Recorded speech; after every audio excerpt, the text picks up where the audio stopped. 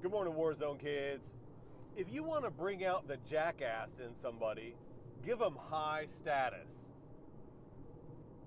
It works with people, it works with jobs, it works with societies. By high status, I mean in the raw chimpanzee sense. You go look at chimpanzees in a chimpanzee habitat. I think he's a Danish scientist called Jean van der Waal, something like that. He studied chimpanzees a lot. You put a bucket full of chimpanzees in a little chimpanzee habitat, and they are going to sort out their status. They're going to sort it out along might makes right kind of lines. And you're going to end up with a chimpanzee on top, and often there's like a triangle. You got a chimpanzee on top, you got a couple other ones down below, and then you got like a kind of a pyramid looking thing. Now, when the chimpanzees are climbing up the ladder to get on top, they're very kind to those around them. They're solicitous. They do favors. They're like the Godfather. They do favors for everyone. And they build relationships. And they find themselves climbing up a little bit higher in that pointy pyramid of social status. And we're very closely related to chimpanzees. We're not chimpanzees, but we're pretty close in terms of how you look at animals. Whether or not you think we've evolved together or not, you look at them, we're pretty close.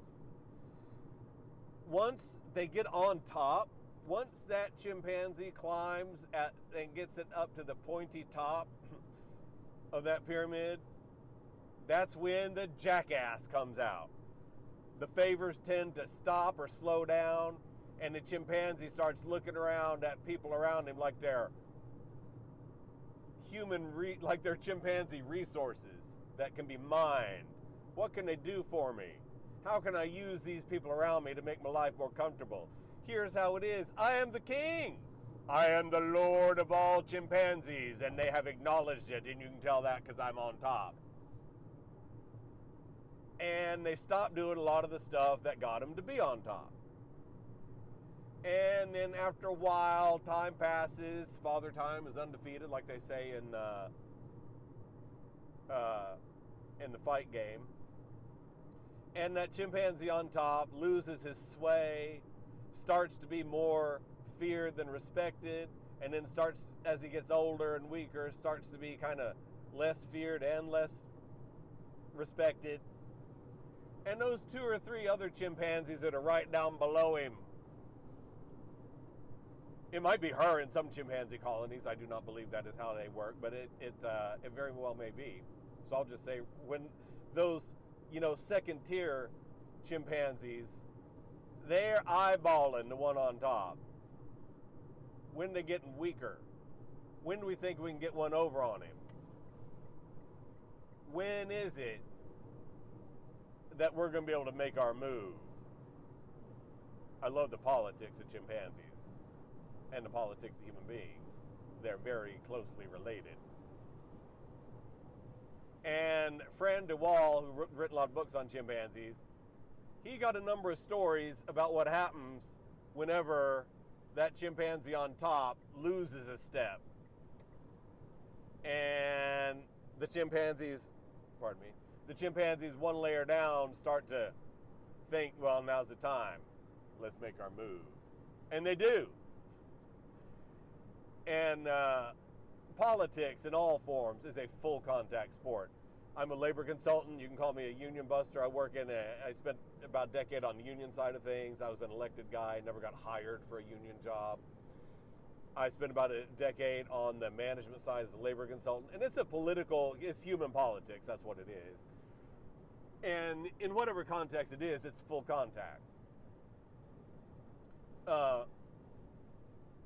And here's how they do full contact politics in the chimpanzee world. When you've been at the top of the pile of chimpanzees and the other ones make their move, it's definitive. They take some definitive steps to retire you from the sport of being lord of the chimpanzees and to make sure that you don't mount no comeback. They attack everything that it means to a chimpanzee to be a good chimpanzee, to be a worthy, worthwhile chimpanzee. And they boil that down to 3 things. they maul your face. And they'll do this to you if you're such a nincompoop as to think that having a chimpanzee as a pet is a good thing. It's going to regard you through a political lens, and it knows that you're up on top of the roost. You're up on top of the pile. And it seems to me like what happens when they get to be older, when they get to be adults, it is in their nature to climb as high as they can climb on that pyramid. And when they decide that that they can get on top of you, which they'll be able to by the time they're an adult because they're meaner than you are. When they decide to climb up on top of you, they'll do you the same way they do each other. Step number 1, they maul your face, because nobody likes an ugly, mauled up chimpanzee. And they make sure everyone knows that they bite off your nose. They maul you, so you stay mauled. And then they bite off your fingers, because you ain't gone up to nothing but mischief with all them opposable thumbs and fingers you got. You won't be needing them no more. And then they chew your nuts off, because we don't want no more your kind around. And after they've mauled your face, bit your fingers off, and chewed your nuts off, they're kind of done with you. They don't send you to jail. Go forth. Live happily ever after with your nasty old face and your stubby stumps. And maybe you can sing high. Maybe you can be a chimpanzee castrato. You can fill in the upper registers of the hooting and hollering whenever they go on a raid to another chimpanzee clan. I don't know. But it ain't that great. And human beings work the same way. You want to bring a jackass out in human beings, give them high status in whatever society they're in. And by society, I just mean the 3rd grade class, your office at work. Maybe you're an elected person. I put my name on ballots. I got elected to be president of AFT Vermont, the Vermont AFL-CIO. I ran against other people. More people checked the box next to my name. And that gave me high status. Whee! For a war zone kid, I'm a child sex abuse survivor. As an adult, I live with borderline personality disorder. I'm a recovering addict, bulimic, and I got assorted maladies like that. Those difficulties have greatly interfered with my life, but in different ways, in ways that did not stop me from being the kind of guy that would put my name down on ballots, whatnot. I had a vaporized kind of self-concept. And since I knew for a fact that I was nothing, the only way I could be something was to get other people to tell me I was something. And let's just do it real straightforward. Let's just put my name on a piece of paper, and I'll work my little tail to the bone. Itchy eye, sorry. I'll work my little fingers to the bone to get more people to vote for me than the other people. Whee! I'm the president, right? Now what? Well, now you're sitting on top of your little pyramid, and you're riding your pyramid all around town, and you identify, that pyramid is me. I am the president of that pyramid. And that'll bring the jackass out in anyone, particularly for people who seek out high status. The question is not, is it going to bring out their inner jackass? The question is more, what flavor of jackass is it going to bring out,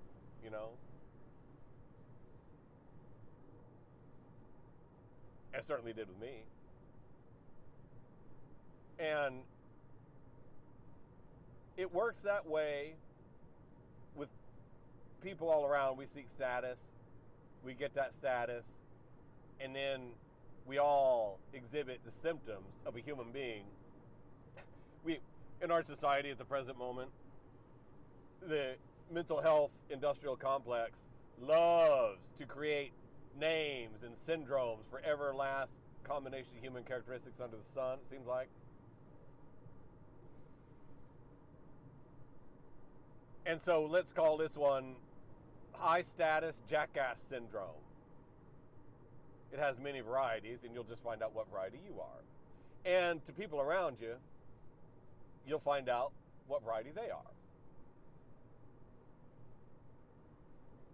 And it works in societies as well. At least it seems to me. You take a society and you make one group in that society, you give one group in that society attains higher status. I use that word advisedly. I'm not going to say they got it or they were granted it. Maybe they inherited it. Maybe they created it. Who knows? But somehow or another, they attained high status in that society. Now that group is going to exhibit whatever flavor of Jackass symptoms it has.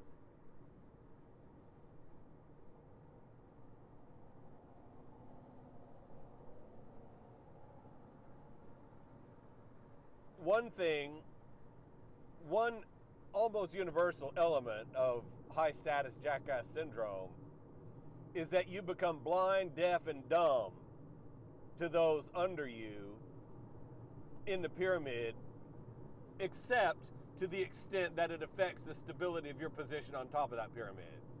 You have got that position, and you're going to keep it as long as you can keep it. This is not, at least in my experience and the experience of my eyeballs looking at people around me, this ain't particularly conscious anymore, I would say, any more than it's conscious in the case of a chimpanzee, but I do not know. I am a human being. I know it's conscious and unconscious of me to some extent. I do not know nothing about chimpanzees on the inside of their skull. But you become blind, deaf, and dumb to what you're hearing to what's happening below you on that pyramid, except as it affects the stability of your position on the top of that pyramid. Now, the people below you in that pyramid, how much do you think they like that? Not much. And what do you imagine one's attitude sitting on the top of that pyramid? It does not sound very comfortable to sit on the top of a pyramid. Sounds like a medieval torture gadget. But the response, the natural response, to use Aristotle's definition of natural, that which happens always or for the most part, the natural response of those up on top of the pyramid to anything coming from below which threatens the stability of your place on the pointy tip of that pyramid is hostility. Handle it. Shut them up. Ignore it as long as you can.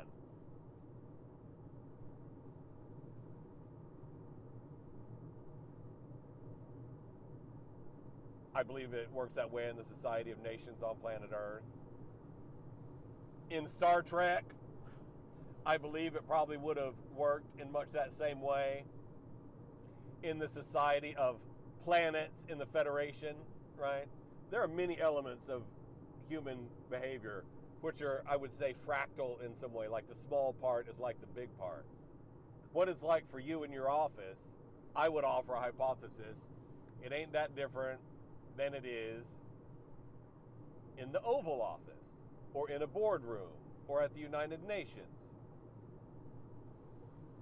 It's human beings in a little political society with status. And it's on my mind because I'm a Gen Xer from Oklahoma. I'm a white American. Matter of fact, I was reared as a white Anglo-Saxon Protestant. My family's English. Most of my ancestors from Oklahoma got to be in Oklahoma via leaving Tennessee, Alabama during the Civil War, where they fought on the Confederate side. They migrated over to Texas and then up to Oklahoma. And they did not regard themselves as having high status amongst other white Anglo-Saxon Protestants. They're living over in the far hinterlands, finding out all about what it's like when you decide to settle yourself on land that the Comanche viewed as theirs. It was not a particularly peaceful situation for anyone involved. But in the broader society, looked at from the perspective of people from my kind of ethnic, racial background, making up the group that had attained high status in the overall society of the United States. Growing up at the 70s, 80s in that world. Self-segregated would be how they would say it, because there weren't officially laws in place. But Oklahoma City, when I grew up, had a white part of town, a black part of town, and a Hispanic and mostly Mexican part of town. Now, you can say self-segregation, but it was the selves of the dominant social group that I'm part of that kind of imposed their concepts on the rest of the folks. And I'll tell you, I was not particularly aware of the existence of anybody or anything in the United States that wasn't my part of it. It didn't really exist.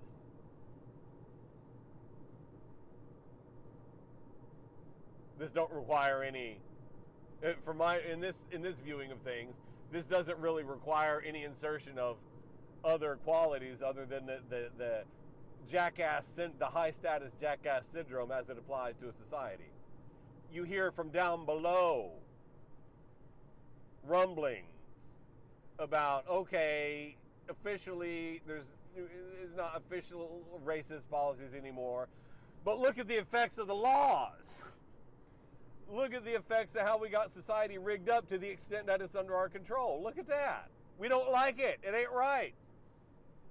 And meanwhile, up on top of the pyramid, me and my people are a lot like Helen Keller. They're the three monkeys. See no evil, hear no evil, do no evil, or let us be blind to the evil, to the ills. Evil's a vexed word. I don't know what it means. Let us see no ill, hear no ill, acknowledge doing no ill. If we don't see it, hear it, smell it, or know about it, we don't have to worry about it. And that's just rumblings from down below on the pyramid.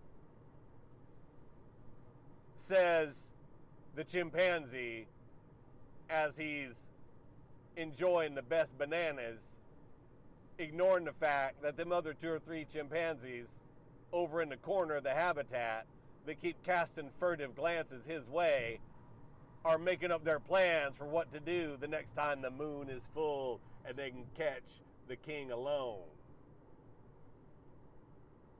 Do you like your face?